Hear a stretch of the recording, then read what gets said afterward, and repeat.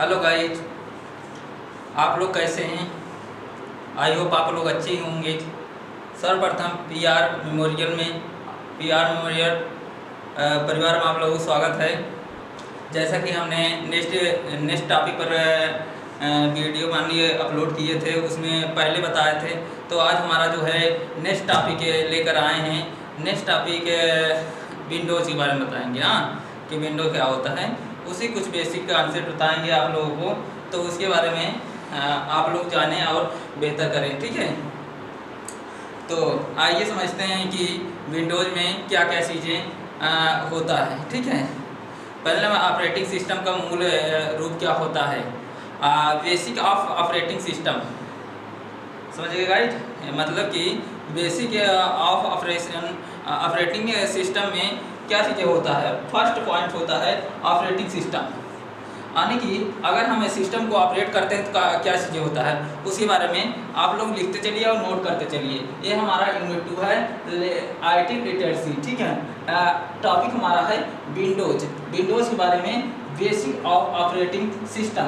उसी की जो है एक पॉइंट स्टार्ट करते हैं। तो फर्स्ट पॉइंट हमारा नाम है ऑपरेटिंग सिस्टम। आज लोग आप लोगों को ऑपरेटिंग सिस्टम के बारे में कुछ बताएंगे। ठीक है, तो नोट करते चलिए। एक्चुअली में ऑपरेटिंग सिस्टम होता क्या है।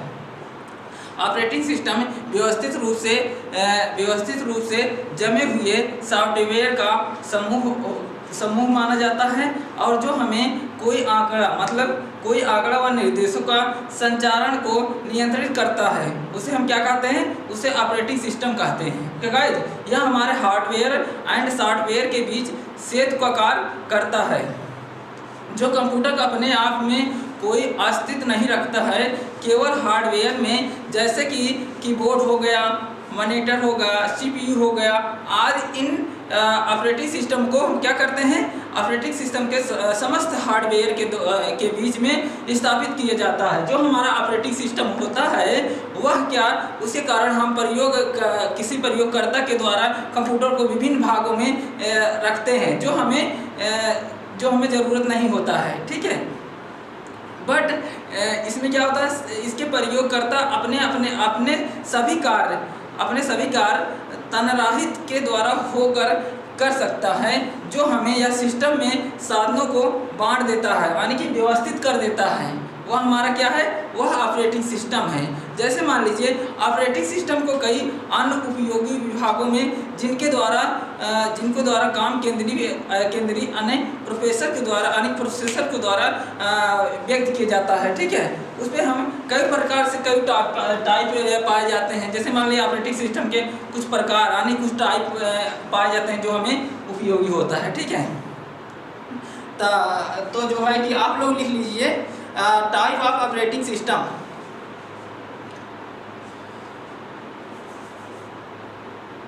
लिखिए दूसरा point, type of operating system.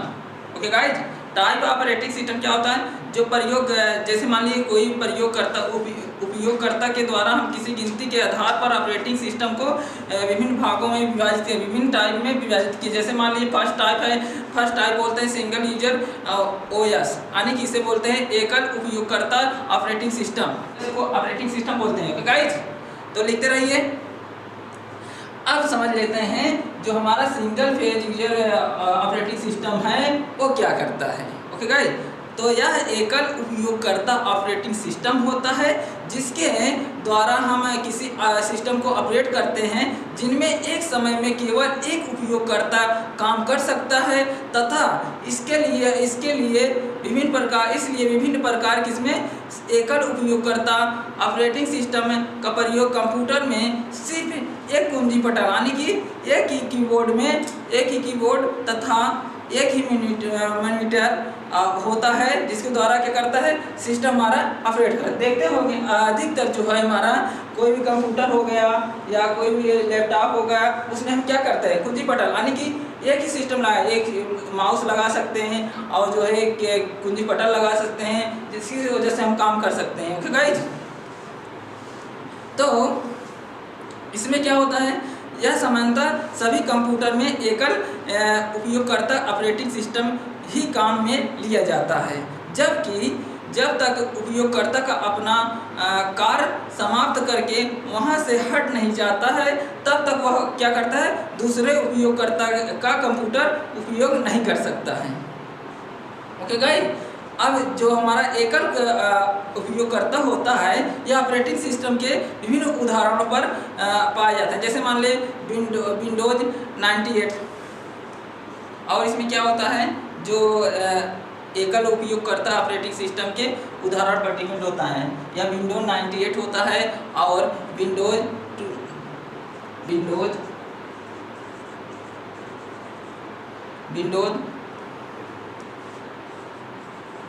2000 और 2000 क्या करता है, विंडोज 2000 प्रोफेशनल तथा DOS करता है।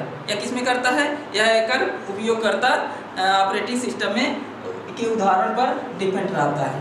ओके गाइज, तो इसको आप लोग पता रहना चाहिए।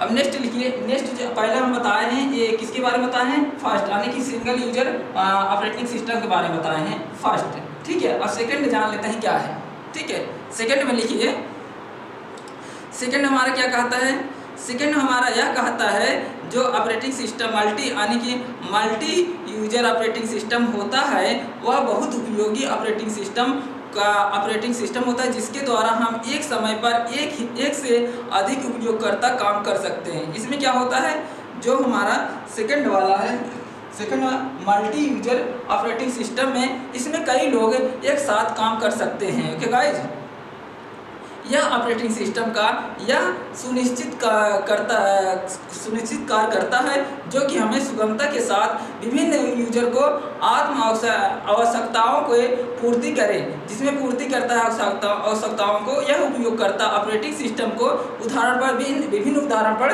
डिपेंड रहता है। जैसे मान लीजिए फर्स्ट उदाहरण क्या है, UNIX, ठीक है। यह जो होता है क्या करता है, इसमें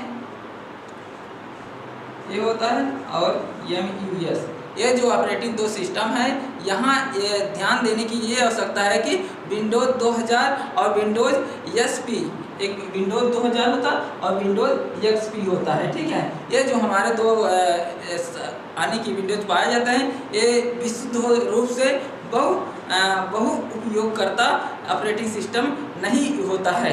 यद्यपि यह देखा जाता है उपयोगकर्ताओं को आपस में जोड़ने की अनुमति देता है। यह क्या करता है, आपस में जोड़ने की अनुमति देता है।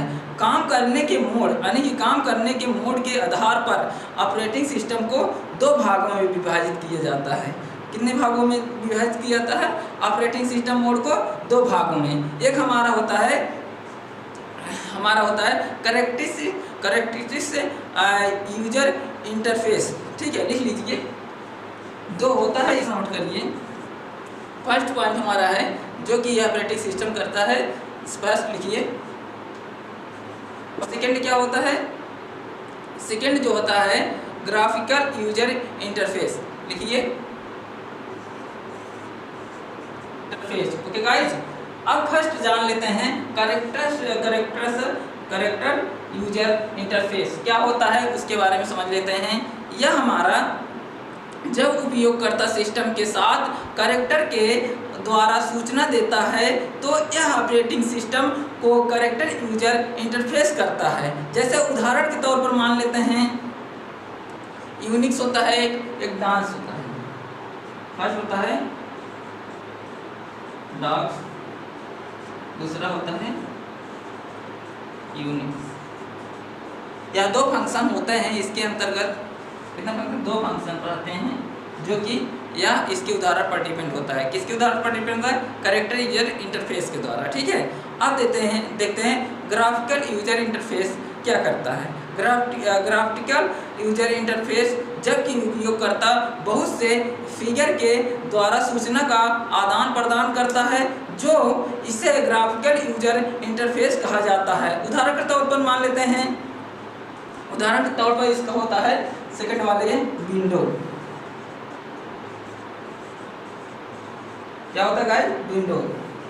ठीक, अब समझ लीजिए ये जो हमारा फंक्शन दिया रहता है, अब इसमें जो हमारा विंडो होता है, इसके अतिरिक्त हम ऑपरेटिंग सिस्टम को 4 अन्य भागों में भी बांट देते हैं। इस विंडोज को हम 4 अन्य भागों में विभाजित कर देते हैं। जैसे मान लीजिए फर्स्ट क्या है, फर्स्ट बोलते हैं multi programming operating system. First लिख लीजिए मल्टी प्रोग्रामिंग ऑपरेटिंग सिस्टम। यह क्या करता है, यह फर्स्ट लिख लीजिए। और सेकंड है मल्टीटास्किंग ऑपरेटिंग सिस्टम। और थर्ड हमारा होता है मल्टी प्रोसेसिंग ऑपरेटिंग सिस्टम। ये 3 फंक्शन पाए जाते हैं किसमें, ये हमारा विंडोज में पाए जाते हैं। ओके गाइज, और एक टाइप और रहता है, उसको आपको बता दें, उसका टाइप का नाम है टाइपिंग से ऑपरेटिंग सिस्टम। ओके, क्या करता है, टाइम के शेयरिंग के ऑपरेटिंग सिस्टम को एग्रो करता है। ओके गाइज, अब इसमें फर्स्ट जान लेते हैं multi processing operating system. Okay guys, लिखते रहिए।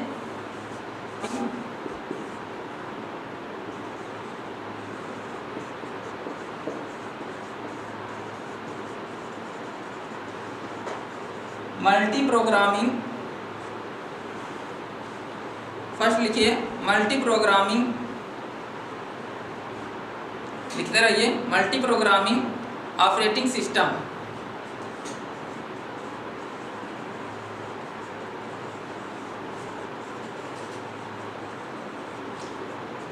मल्टी प्रोग्रामिंग ऑपरेटिंग सिस्टम, इसमें हमारा फर्स्ट पॉइंट यानी कि विंडोज़ के अंदर हम कितने फंक्शन पाए, 4 फंक्शन पाए जाते हैं, जो कि अब लिखिए आप first function multi programming operating system के में आपको बता दें इसमें क्या होता है। मल्टी प्रोग्रामिंग ऑपरेटिंग सिस्टम द्वारा हम एक ही कंप्यूटर द्वारा एक साथ कई प्रोग्राम को संचालित कर सकते हैं या किया जाता है। मल्टी प्रोग्रामिंग ऑपरेटिंग सिस्टम होता है, यह हमारे प्रोग्रामिंग ऑपरेटिंग सिस्टम को किसी मुख्य मेमोरी के यानी कि मेन मेमोरी में स्टोर किया जाता है। वह एक साथ क्या करता है, एक साथ संचालित किया जाता है, जिसमें से मान लीजिए का मुख्य जो है मेन फंक्शन आता है, इसमें 3 प्रोग्राम पाए जाते हैं। कितने प्रोग्राम, 3 प्रोग्राम पाए जाते हैं, जिसमें फर्स्ट प्रोग्राम हमारा है जावे। फर्स्ट प्रोग्राम होता है जावे, ठीक। और सेकेंड में क्या होता है, इसमें 3 प्रोग्राम, फर्स्ट डाल लीजिए जाव ए और सेकेंड जो है जाव बी, तथा थर्ड क्या है, थर्ड जाव सी। ओके गाइज, तो यह आप लोगों को मालूम रहना चाहिए, ठीक। अब जो मौजूद रहती है हमारी ये 3 फंक्शन, ये 3 फंक्शन जो मौजूद रहती है हमारा, या सर्वप्रथम हम CPU के द्वारा जाव ए को संचालित करना शुरू करते हैं। तब क्या होता है, तब जैसे ही हम प्रोग्राम को कोई इनपुट या आउटपुट ऑपरेटिंग करते हैं या ऑपरेशन करते हैं, उसके द्वारा हम क्या करते हैं, शुरू करते हैं, संचालित करते हैं। इस फंक्शन को CPU खाली रखने को बजाय हम जाव ए को छोड़कर जाव बी को संचालित करना शुरू कर देते हैं, क्योंकि इनपुट आउटपुट ऑपरेशन को हम संचालित करने के अधिक समय तक लगता है, संचालित करने के लिए अधिक समय लगता है।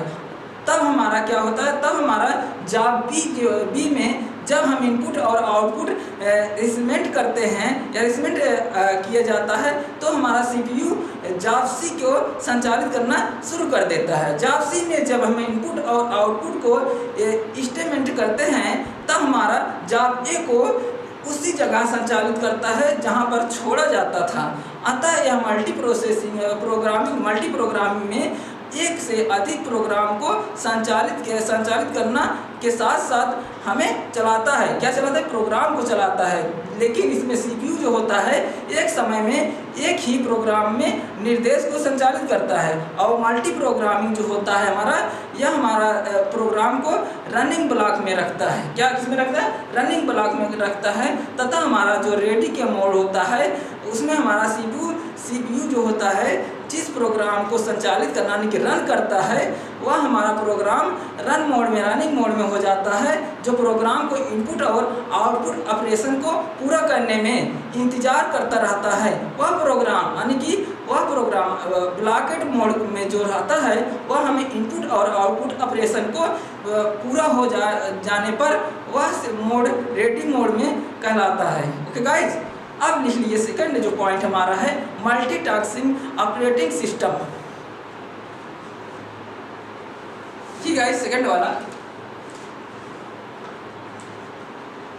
सेकंड जो हमारा है मल्टीटास्किंग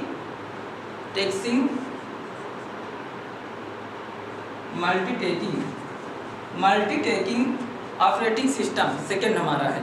ओके गाइज, तो जो हमारा यहाँ मल्टीटास्किंग है, मल्टीटास्किंग ऑपरेटिंग सिस्टम, इसमें क्या होता है, यह हमारा एक एकल मतलब कि वन उपयोगकर्ता में प्रवेश करता है। सिंगल यूजर इन्वायरमेंट में जब सीपीयू द्वारा हम बहुत सारे कार्य या प्रोग्राम को एक साथ संचालित किया जाता है तो उसे हम क्या करते हैं, तब हमारा वह मल्टीटास्किंग के द्वारा यह हमारा किसी भी ऑपरेटिंग सिस्टम को काम करने में लिया जाता है, जो हमारा मल्टीटास्किंग ऑपरेटिंग के सिस्टम का एक भाग होता है। उस जैसे मान लीजिए विंडोज हो गया और विंडोज हो गया और एक फंक्शन होता है LINUX, ठीक है, और इसमें एक फंक्शन पाया जाता है जो रहता है UNIX। ये तीन फंक्शन पाया जाता है, फर्स्ट है विंडोज और सेकंड है LINUX और थर्ड हमारा है UNIX। ठीक है, एक इसमें आता है, यह हमारा मल्टीटास्किंग ऑपरेटिंग सिस्टम में आता है। ओके गाइज, अब नेक्स्ट हम देख लेते हैं, नेक्स्ट हमारा है मल्टी प्रोसेसिंग ऑपरेटिंग सिस्टम, यह हमारा थर्ड है। ओके गाइज, थर्ड हमारा पॉइंट डालिए multi processing operating system.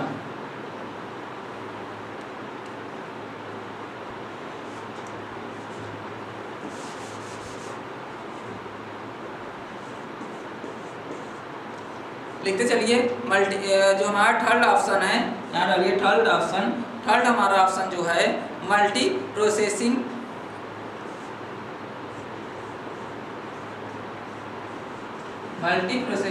Operating system. यह क्या होता है, यह हमारा जब हम एक से अधिक सीपीयू एक साथ बहुत सारे प्रोग्राम को संचालित करता है तो उसे मल्टी प्रोसेसिंग कहते हैं। और यह हमारा इस सिस्टम को हम सर्वप्रथम एक काम में आने वाली एक पार्टिकुलर पर हम काम करने के लिए ऑपरेटिंग सिस्टम को मल्टी प्रोसेसिंग ऑपरेटिंग सिस्टम कहा जाता है। यानी कि जब हम एक ऐसे अधिक सीपीयू एक साथ बहुत सारे प्रोग्राम को संचालित करते हैं तो मल्टी प्रोसेसिंग तो क्या कहलाता है, मल्टी प्रोसेसिंग कहलाता है। जब हमारे विभिन्न मल्टी प्रोसेसिंग ऑपरेटिंग सिस्टम को एक विंडोज एंड विभिन्न विंडोज के ऑपरेटिंग सिस्टम को संचालित करता है। ओके गाइज, अब थर्ड लिखिए, थर्ड हमारा हो गया। अब फोर्थ आप लोग बता दें, फोर्थ हमारा जो है वह है टाइम शेयरिंग ऑपरेटिंग सिस्टम, यानी कि टाइम के अकॉर्डिंग यह हेडिंग डाल लीजिए टाइम